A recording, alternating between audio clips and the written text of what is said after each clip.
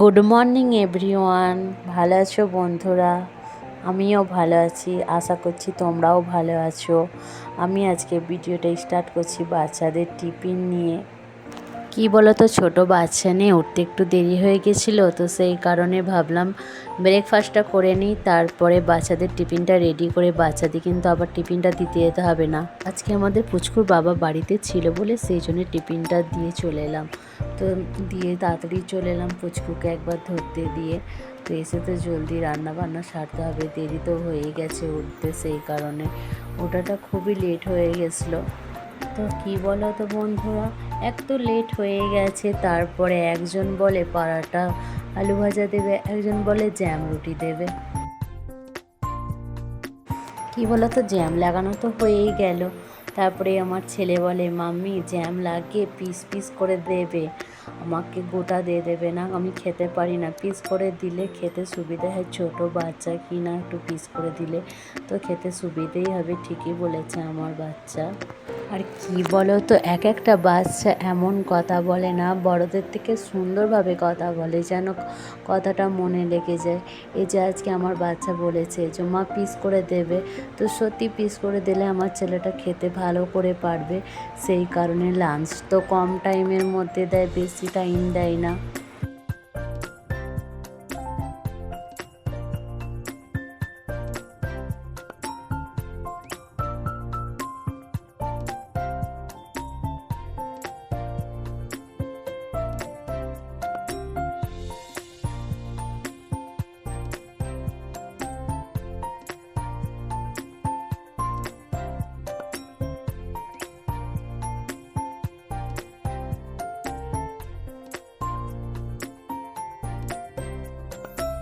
চলো বাচ্চাদের টিফিন তো প্যাক হয়ে গেল, চট করে টিফিনটা দিয়ে এসে স্কুল থেকে তোমাদের সঙ্গে ফির দেখা হচ্ছে নেক্সট টাইম।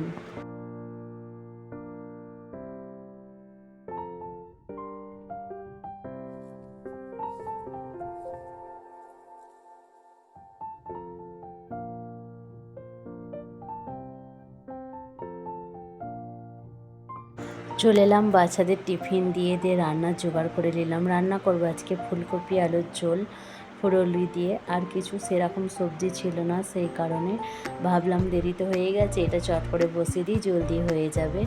আর কি বলো তো, এই রান্নাটা আমি কোনোদিনই করিনি, আজকেই ফার্স্ট টাইম করছি। যদি তোমাদের ভালো লেগে থাকে আমাকে কমেন্ট বক্সে জানাবে।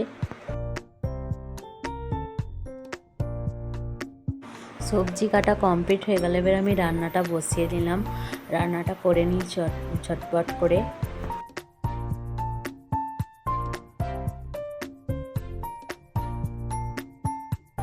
তো বেসনের ফুরলিটা আমি এবার করছি, দেখো কী কী দিচ্ছি তোমরা দেখতে থাকো। কাঁচা লঙ্কা, একটু তাতে ধনে পাতা কুচি দিয়ে দিচ্ছি, আর একটু লবণ, আর তাতে একটু বেকিং সোডা দিয়ে দিলে, আর একটু সামান্য মৌরি দিয়ে দিলে খুব সুন্দর ফুরলিটা খাস্তা টাইপের হয়, আর খেতে খুব টেস্টিও হয়।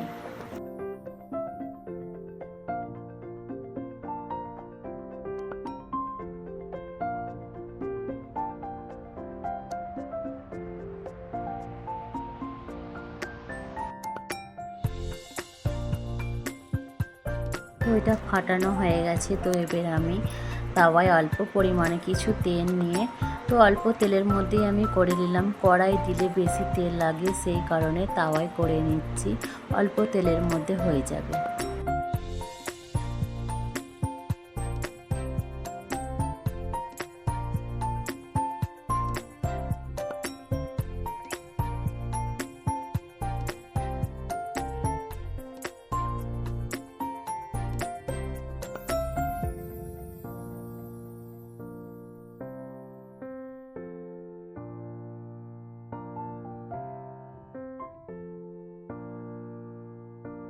দেখো ভাজা হয়েই গেছে কত সুন্দর লাল লাল করে। এবার আমি রান্নাটা কমপ্লিট করি। ফুলকপিটা তো ভেজে রেখে দিয়েছিলাম, এবার আলুটা পেঁয়াজের উপরে আলুটা দিয়ে বেশ ভালো করে ভেজে নিয়ে হালকা ভেজে নিলাম লাল লাল করে, দিয়ে এবার মশলা দিয়ে দিলাম। আমি মশলা দিয়ে একটু নাড়াচাড়া করে ভালোভাবে কষিয়ে এবার আমি ধনে পাতা অ্যাড করার জন্য ধনেপাতা, টমেটোর কুচি সব কিছুটাই দিয়ে নাড়াচাড়া করে কষিয়ে ভালো করে পানি দিয়ে দিলাম। পানি দেওয়ার পর ফুটে গেছে, তো এবার আমি ফুরুলিগুলো অ্যাড করে দিচ্ছি। ফুরুলিগুলো দেওয়ার পর তরকারিটা কত সুন্দর লাগছে বলো। তো রান্না কমপ্লিট হয়ে গেছে, তো আমি এবার ঘরগুলো মুছে নিচ্ছি।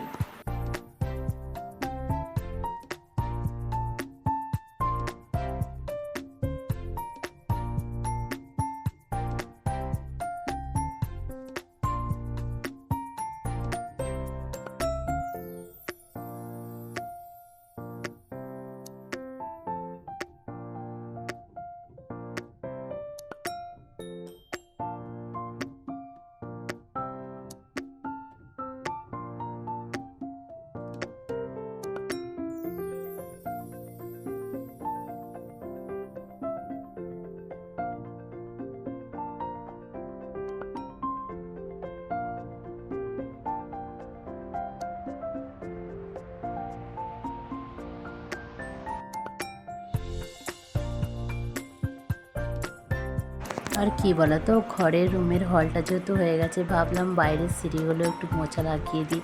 অনেক দিন ধরে 2-3 দিন মোছা লাগানো হয়নি সিঁড়িগুলো 2-1 দিন পর পরই করি, কেন পুরোটা রোজকের পারি না।